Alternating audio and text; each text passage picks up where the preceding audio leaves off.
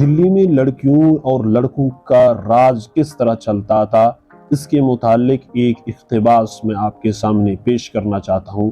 آپ دیکھیے کہ کس طرح حسن و جمال کے عاشقوں نے وہاں پہ ڈیرا جما رکھا تھا اور کس طرح کے حسن و جمال کو لوگ پسند کیا کرتے تھے۔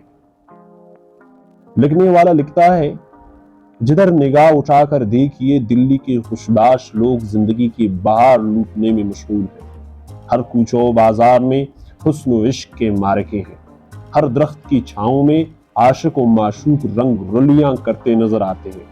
ہر میدان میں محبوں اور محبوبوں کی ٹولیاں سیریں کرتی اور جھومتی نظر آتی ہیں۔ ہر باغ میں الڑ حسینوں اور خوش چہرہ لڑکوں کے شیدائیوں اور دل فگاروں کے راز و نیاز کی محفلیں جمی ہوتی ہیں۔ یہ رات کے ابتدائی حصے کے منظر ہیں۔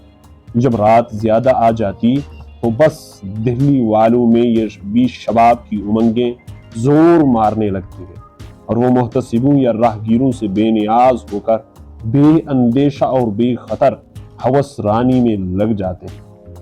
نوخط امرد محبوبی اور معشوقی کا کام کرتے ہیں، لیکن بعض لوگ اس کو پسند نہیں کرتے۔ وہ عورتوں اور نوجوان لڑکیوں کی تلاش میں رہتے ہیں، اور یہ کوئی دشوار کام نہیں، کیونکہ اس قسم کی آوارہ عورتیں بکثرت موجود ہیں۔